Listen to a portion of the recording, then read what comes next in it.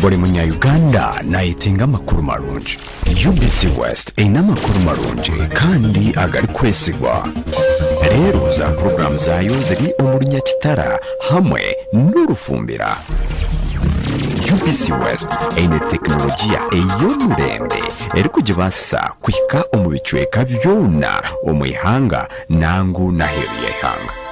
Tukwatire aha frequencies ezi: Kisoro 97.7 Fama, Kalari 93.7 Fama, Hoima 99.1 Fama, Kampala 5.7 Fama, Mbarara 97.4 Fama, Footpoto 98.8 Fama, Masindi 5 Fama. Kurikiriza UBC West ohurire mbaganiza. UBC West empika huna.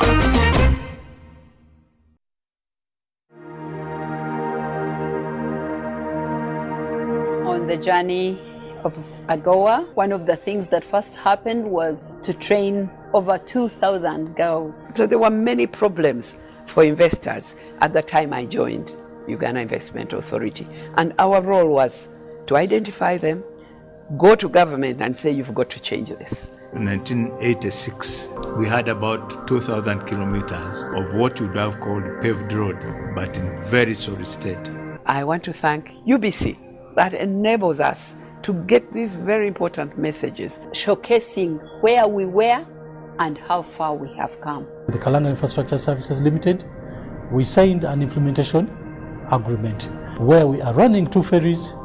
We're generating and distributing power to the entire Bugala Island, supplying clean piped water. Even Enterprise Uganda, we started with 5 people. Today we're all over the country. When you are approached by UBC, every week, please make time and offer us the benefit of knowing where you came from, what you are doing, where you are headed to, so that we can all appreciate that things can be done. Nature that nurtures our life on Earth determines the geographical surrounding that should be protected and preserved by the community. This is the time we partner with UBC and protect the environment. Our Environment is a program that will showcase the importance of human responsibility in a healthy environment, that is to say, conservation, waste management and recycling, disease prevention, biogas, to mention but a few. Support the program Our Environment on UBC. Inspiring Uganda.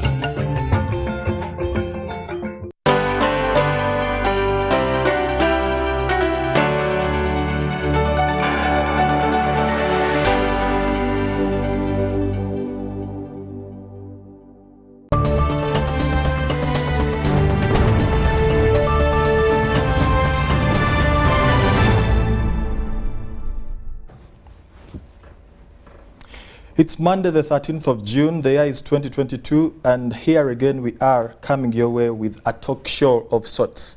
My name is Kent and this is UBC TV.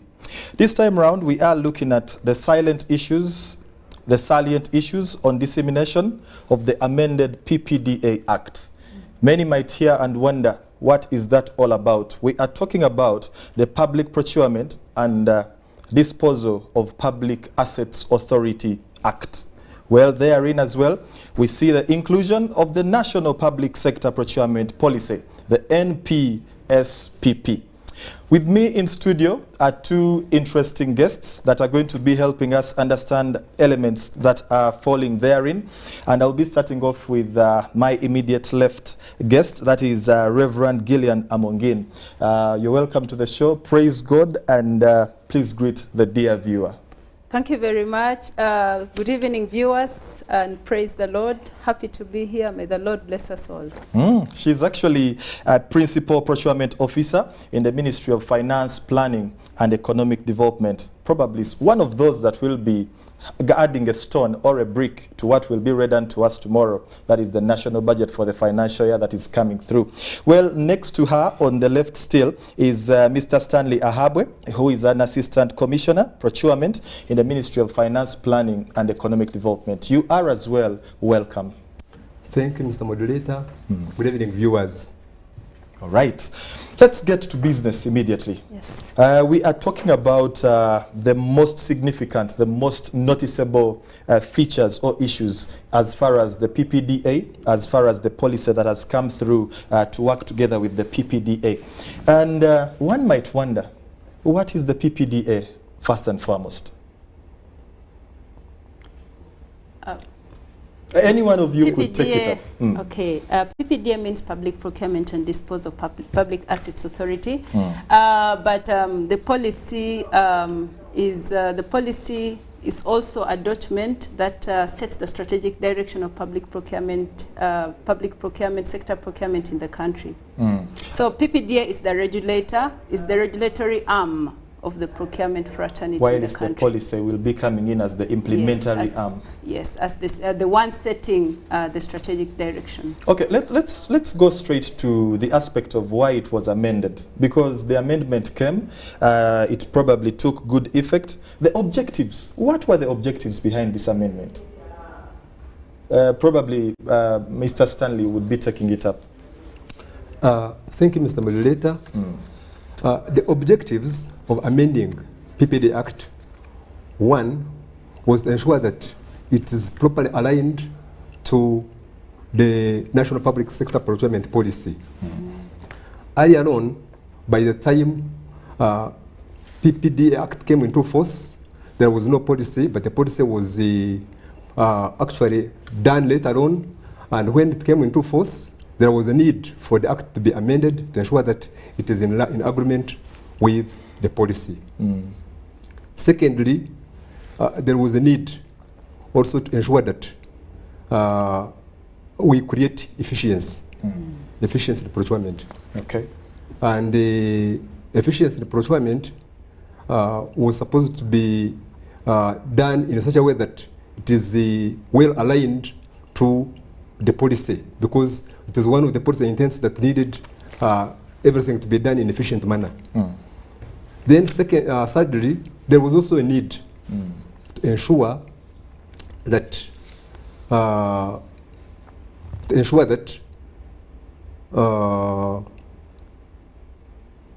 the roles are properly properly put in each player is the stakeholders are given specific roles and responsibilities. Okay.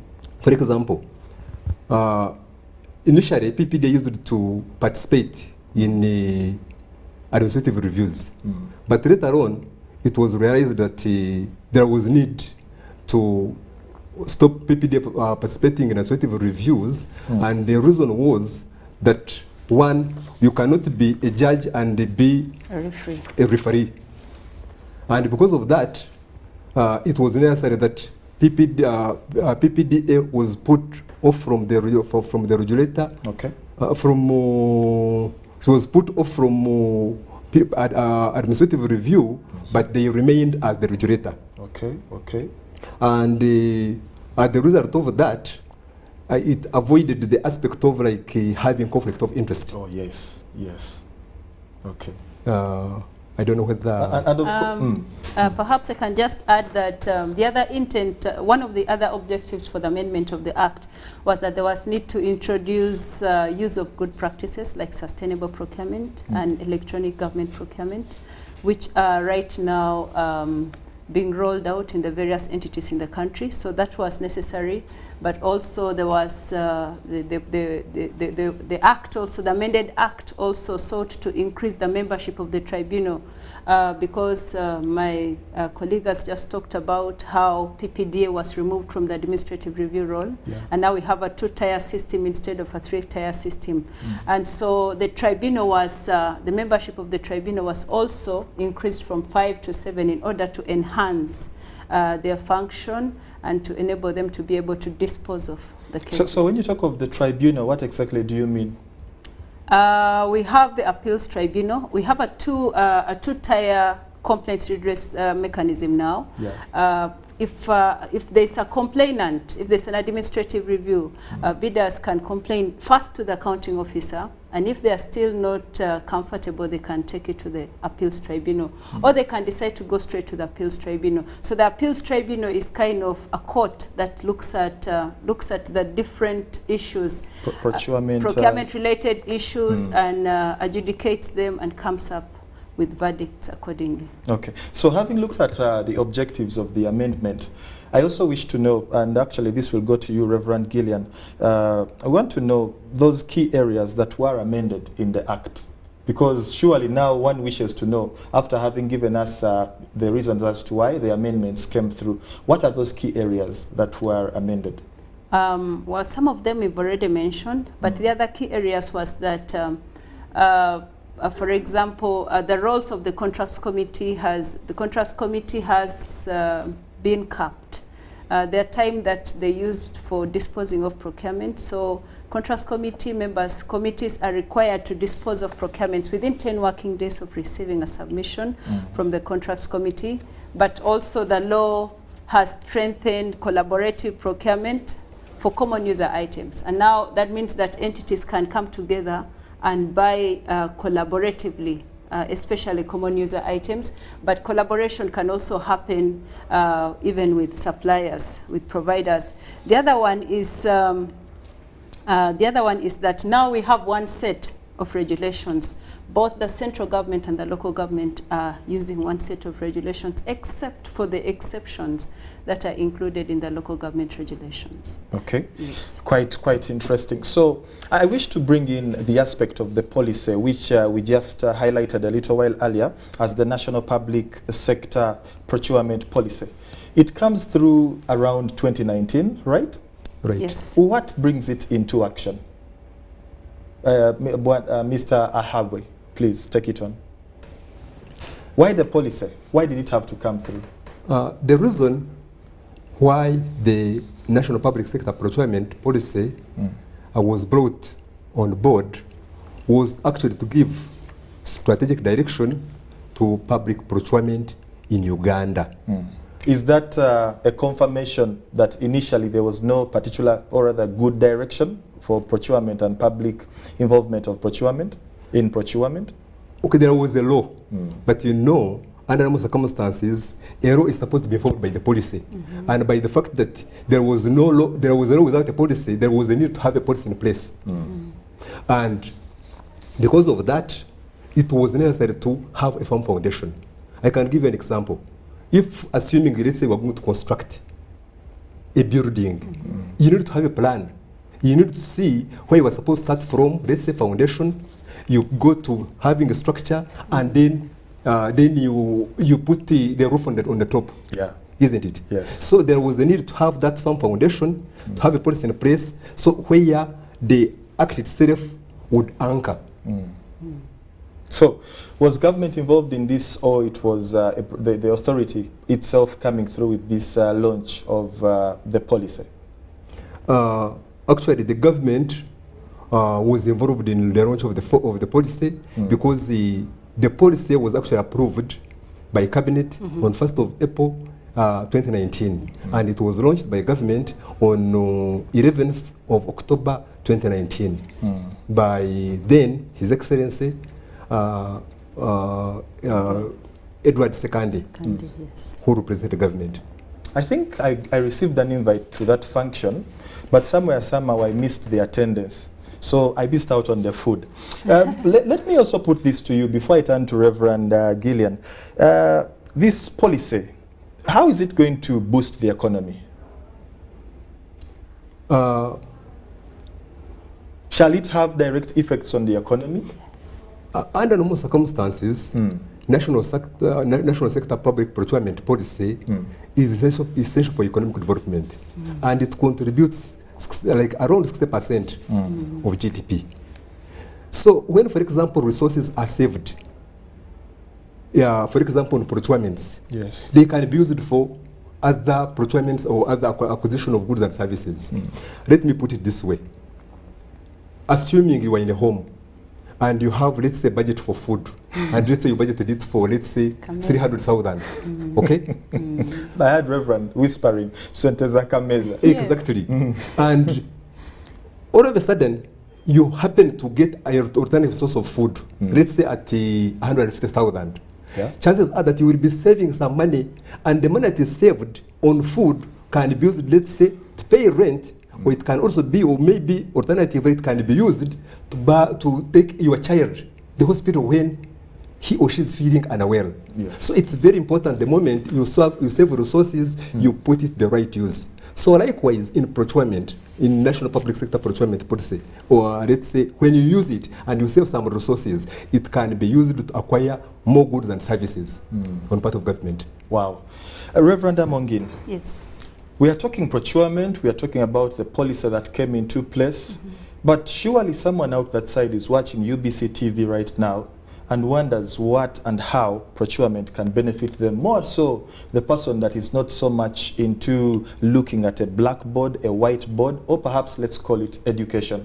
What are the benefits of procurement to such a person? Thank you, moderator. Public procurement can be a strategic facilitator of socio-economic development and transformation in the country, even as we continue to provide, to deliver services to the people of Uganda. And so the local people can benefit in a number of ways. The Amended Act and the policy intents have put in place a number of measures to promote the local content. For example, we have preference schemes, and the preference schemes give advantage to the local providers above the foreign providers, and therefore giving them a better opportunity, a better competitive advantage in tendering. But we also have reservation schemes, and with reservation schemes, components or sections of certain services, certain supplies are reserved for, say, the women, the disabled, the persons with disabilities. You know, like, for example, we have special interest groups. Special interest groups. For example, when KCCA decides to reserve the cleaning of the town, of the city, and reserves it for the women, they are promoting socially responsible procurement, and the locals are able to benefit. So those are some of the ways in which the locals can benefit, but also because now even the artisans will have an opportunity to come on board, and therefore the local economy, local industry will be developed and grown, and the local person can tap in it. But when we also the policy intents and the act also aim at capacity building, building the capacity of the local providers. And when the capacity of the local providers happens, then they are more competitive, but also there's a multiplier effect whereby the local people are able to benefit from that through employment and other initiatives that come along with it. Okay. Now, this one is actually going to come your way as well, because when we were coming for this talk show, I thought about a question of sorts that falls within aspects of the skyrocketing prices, but as well looking at people involved in procurement being, to one extent, the reason for which we have such skyrocketing prices. You donning that white collar makes you a little different as compared to the rest of us. Well, maybe Mr. Ahabwe might be a student of theology. I'm a common follower, a sheep. Probably you are the shepherd. I wonder, how do you handle this, and how exactly do these two entities, the policy, the PPDA, come through to curtail skyrocketing prices? First, tell us about how you merge two responsibilities, the pastoral responsibility as well as the Caesar, because this is probably what we give to Caesar. Yes, thank you. Thank you. The problem we have is that we think that the church is the building, you know, and therefore we think that the people who should minister in the church are the clergy who sit there. But ideally, the pulpit is everywhere I am. I am a set up an altar where I am. So even when I work in the Ministry of Finance, I have a pulpit there. So I use my work. Through my work, I glorify God.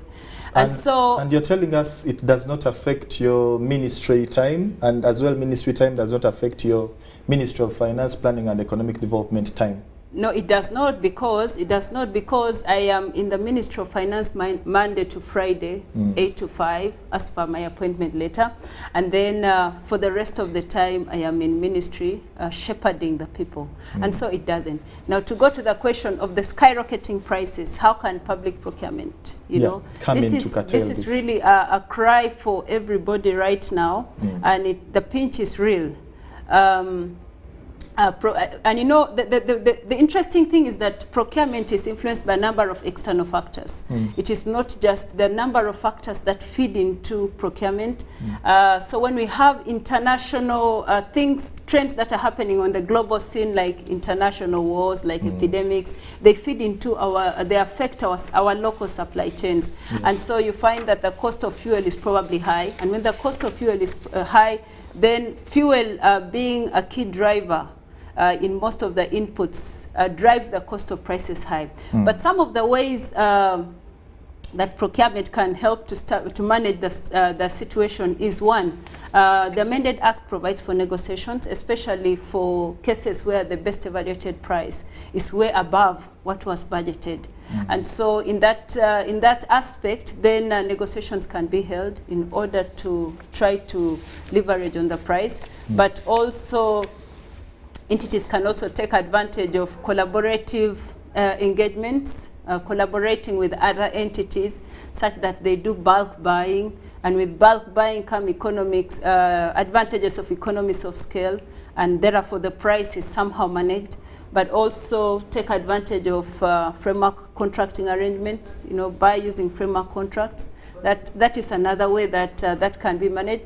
And the other one, of course, is promoting our local industry. I think that is the most sustainable. When we promote our local industry and we're able to get as much of the supplies and services in-house in the economy, then we do not have to go out so much, and then our prices will not be, will have a more stable pricing. Yes. So if someone that went into bidding and maybe tendering or tenders also spoke, are they within the same bracket of public procurement and disposal of public assets?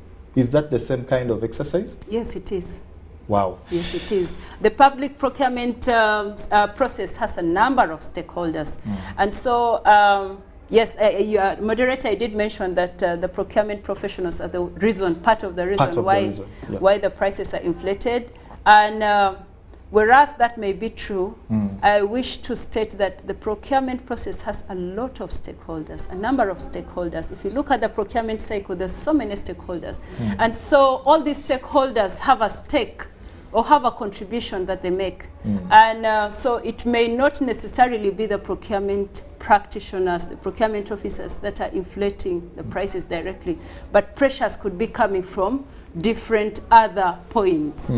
And so it needs us to look at it with a holistic lens to be able, before we can make that deduction.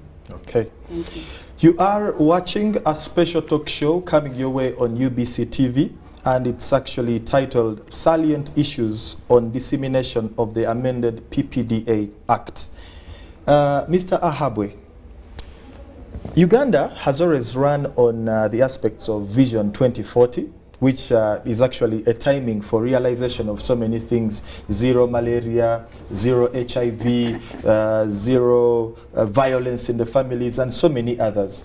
I wonder, in the aspect of the government plan to, you know, make right the procurement practices, do you see us with a policy now vis-a-vis the act, the amended act of the PPDA, realizing the 2040 vision in line with procurement on the aspect, on the side of government?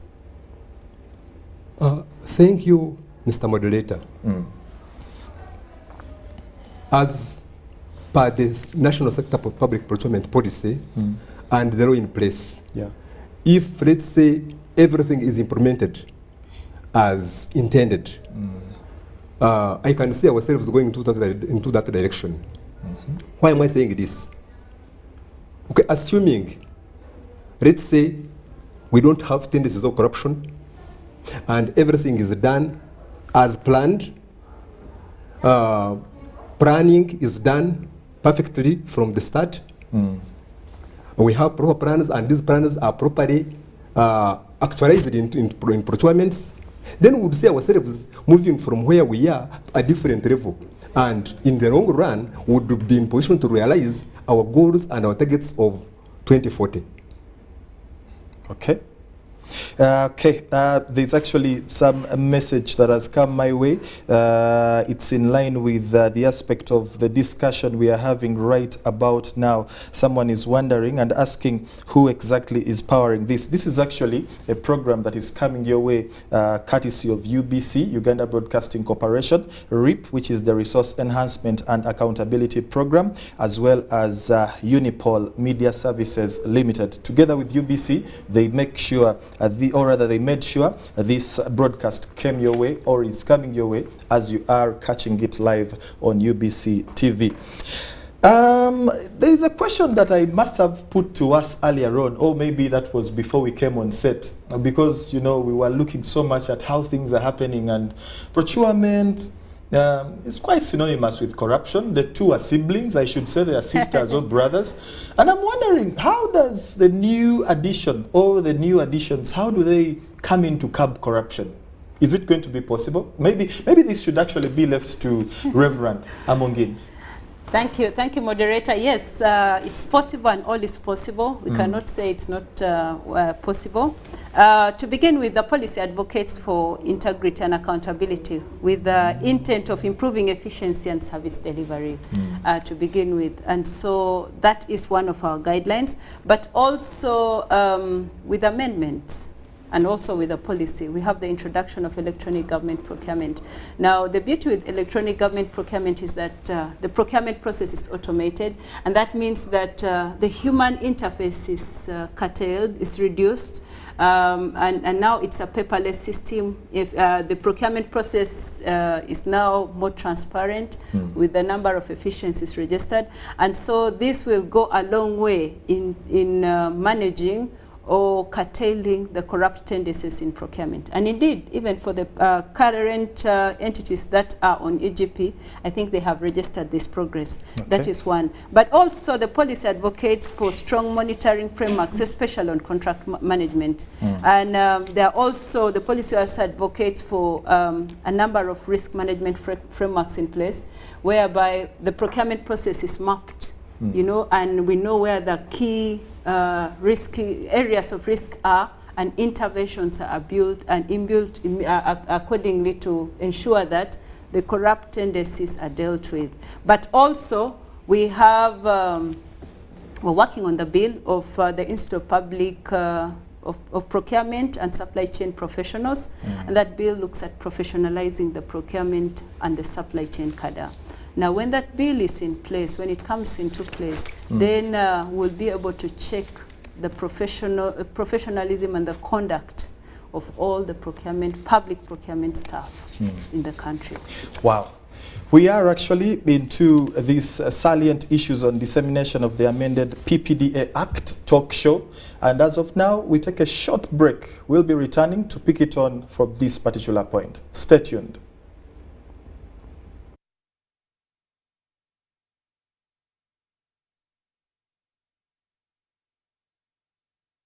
The Tales of Kasozi, brought to you by Uganda Communications Commission. Hello? Hello? This is Kasozi. How can I help you? Hey, Kasozi, my brother. Long time. We last met when we were at campus. It's been a while, but you are the person I'm looking for. Campus? Really? Hey, you don't remember me? Okay, so how can I help you? I'm stuck in Gulu making millions, and I need to urgently send money to my sick mother, but I can't find any mobile money agent near me. I've sent the money to your phone, as you can see the message. It might take a few minutes to come through, but I urgently need you to send the money to my mother. Let me send you her number, and you send it to her chap.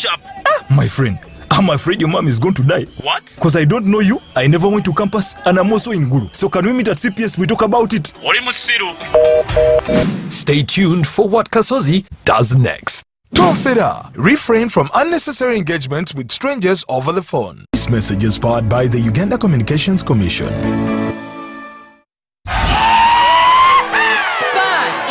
Flavor. When we're together, the vibe is pretty alright. Our taste is pretty awesome.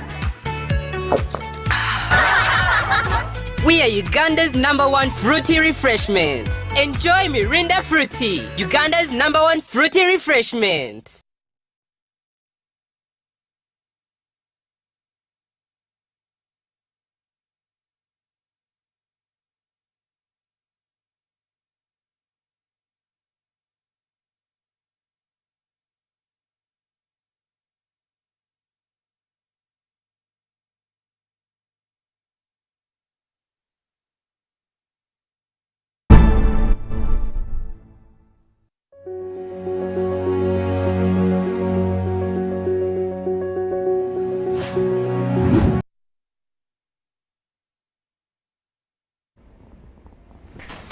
Welcome back from the break. I was actually going through some entities of the Act that is in place. It's quite interesting. Just in case you can, please get a copy of the Act, that is the PPDA Act, so as to understand elements within that we are talking about and much, much more.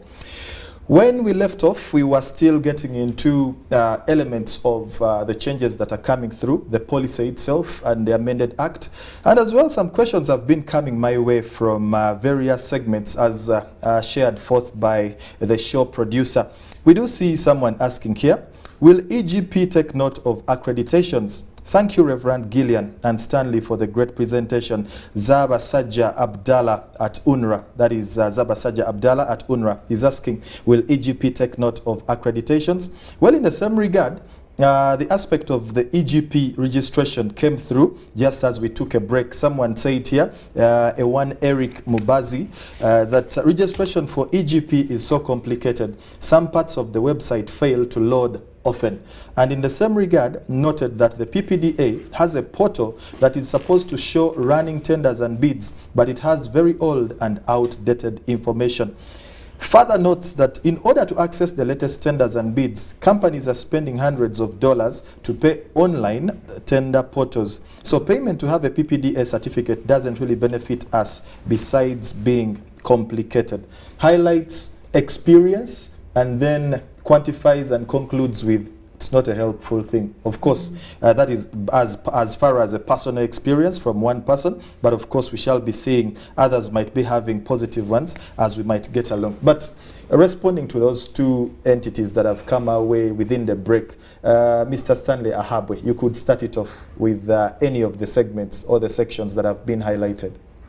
Come again. Eric Mubazi says that registration for EGP is so complicated. Some parts of the website fail to load.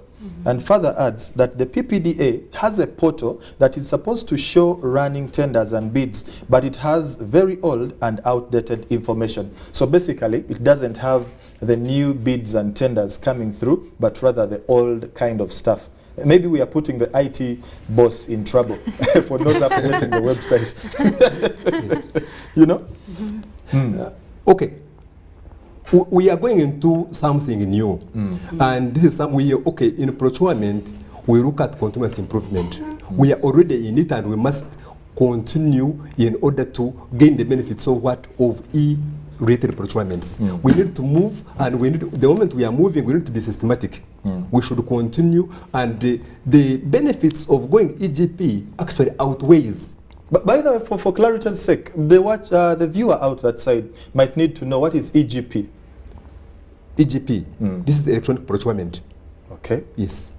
Okay. Yes, electronic procurement. So we are going into improvements. Improvement. And the moment you move from, let's say, the old system where we are using paperwork all the time, and now we are going into E, we see ourselves improving from where we are, and the process actually is moving on very well. Okay. And what is important is to be consistent rather than remaining putting one leg there side and then putting another leg this side. Let us move systematically, and we shall actually see the benefits accruing as we move along.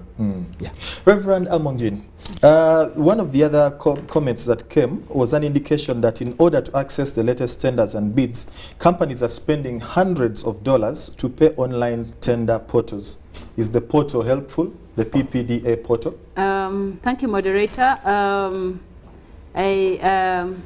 There are two issues here. There's the issue of registration on EGP, but there's the issue of the fees that providers have to pay in order to access the tenders on the electronic government procurement portal.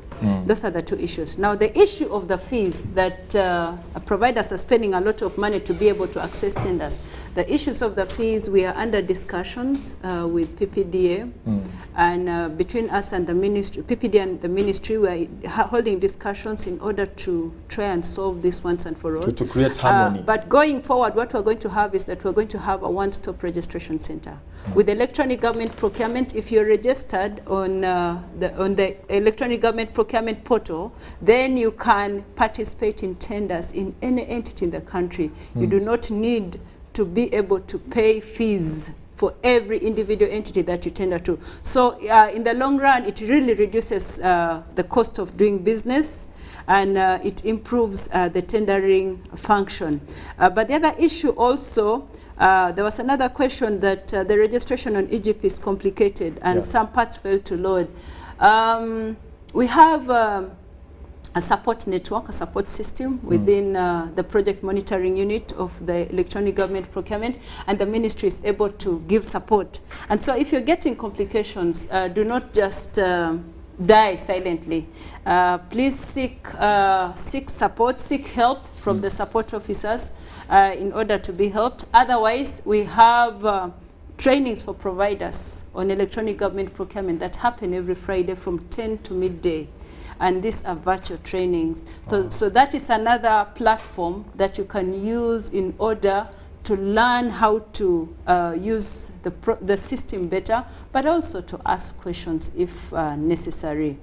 There was another question, will EGP take note of accreditation? I think it was asked by Zavasaja.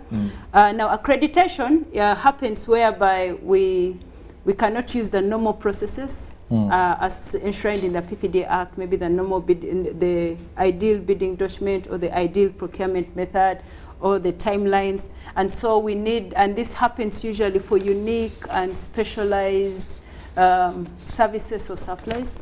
And so what happens is that entities apply to the PPDA in order to be accredited, to accredit alternative methods that they can use to acquire the goods and services. So this is handled on a case-by-case basis.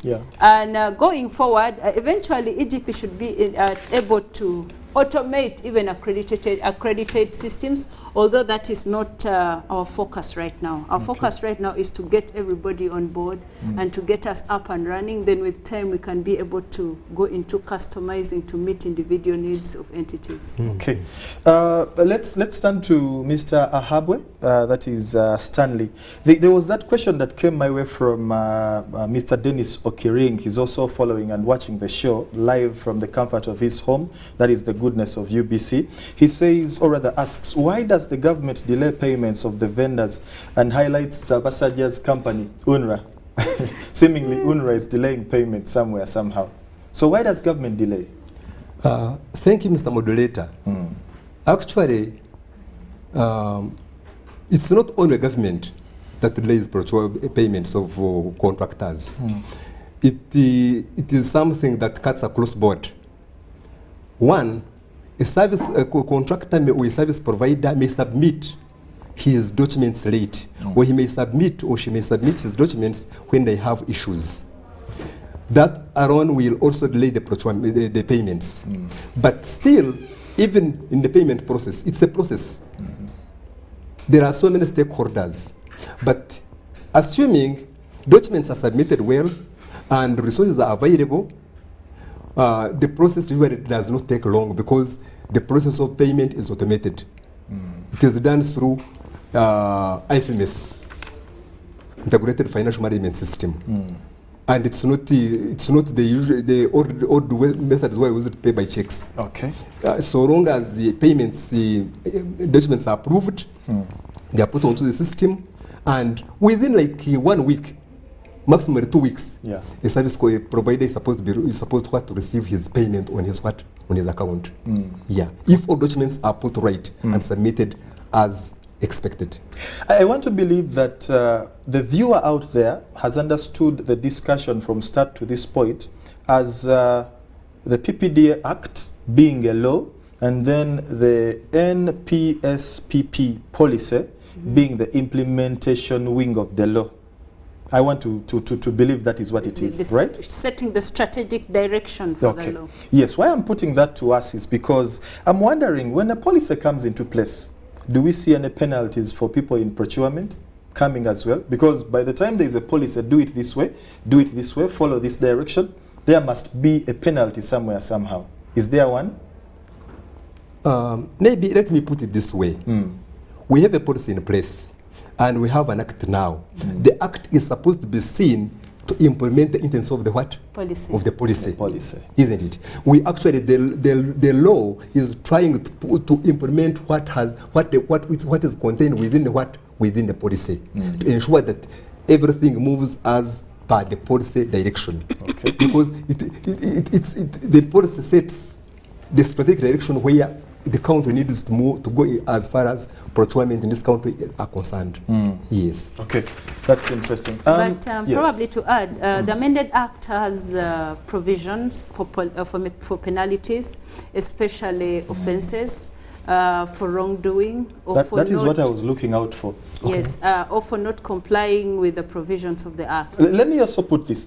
Does that mean people into smuggling will be curtailed in this kind of aspect? Because people in smuggling are procuring actually, but only doing it illegally. It depends on what they're procuring and whether they're procuring within the context of the PPDA Act. So if they are, then they will also be penalized, especially for wrongdoing, or not towing the line of the PPDA Act. For the understanding of the PPDA Act, I'm assuming I am based in the US or maybe in the UK, and I'm procuring items from the other side into Uganda. Does it still affect me, or it's only within the confines of Uganda and the borders of Uganda, the PPDA Act? As long as you want to bid with the government of Uganda, and that procurement is subject to the PPDA Act, whether you're a foreign bidder or not, then you will have to follow the PPDA Act. Okay. You have to abide by the PPDA Act. You have to abide by so long as you are using resources from government of Uganda. So and maybe yes. I don't know what my colleague was trying to explain. The law, the people who actually don't implement the law as expected, they are supposed to be penalized, including all public officers, from the accounting officer, contracts committee, user department, and even the procurement officers themselves. So long as the law is in place, you must implement the law as approved by Parliament. Okay. Yeah. Wow. Quite interesting. I'm forced to ask, by the way, with the policy coming into place and what it looks into, how does it benefit, let's say, the youth? Let's look at the marginalized persons in society. We mentioned it, but there's a particular angle I'm looking out for, and how exactly this comes in as we get to the closing session of our interaction. How does the policy help such persons? I mean, can a youth go for a tender? Can a youthful person tender? Can they bid as well? Thank you, Mr. Moderator. The law has those provisions that actually support the marginalized groups. Oh, yes. Wow. There's what we call reservation scheme. And under reservation scheme, these people are supposed to get a certain percentage which is supposed to go for reservation scheme. And at the end of the day, the youth, women and people with disabilities benefit from such. But not only that, they also provide for preference schemes. Preference schemes are there to support local suppliers. Actually, during bidding, the local suppliers are given a certain percentage, and the foreign suppliers are not given any percentage, so that local suppliers can be supported, local manufacturers can be supported, and at the end of the day, we support our own. In the long run, GDP increases and we create jobs for ourselves. But besides that, the law also provides for capacity building. Capacity building whereby our service providers are supposed to be trained in as far as bidding process is concerned, to ensure that they are doing the right thing while they are applying for government jobs. Okay. Wow. As we conclude, I want to hear from Mr. Ahabwe Stanley what you think about the budget tomorrow in a minute, because I want us to conclude in just 1 minute. What do you think about the budget? You are the people that have prepared it, the same people that will carry that briefcase to the conference center, the same people that will read it to us. What do you have in mind about the budget in just a minute, a general outlook? I think the budget will set the ball rolling, because we are moving from this old financial year, we're going to a new financial year. We are going to look at the aspect of where the government intends to spend.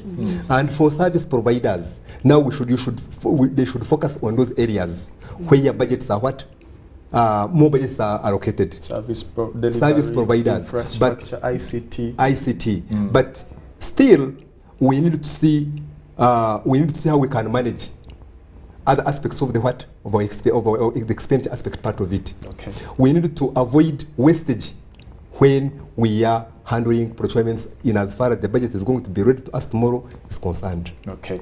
Well, and I think probably I'll have to end with Reverend Amongin Gillian. Your general outlook on the aspect of the budget that will be read tomorrow. It's increasing by about 2-3 trillion as compared to the previous budget, or probably 4 trillion, shooting a little higher, but many might not understand it. Just give us a brief before we leave. Yes, indeed, many might not understand it, but I believe this will be unpackaged at the different various levels, right up to the lowest level of the LOC1, and so they should be able to understand it.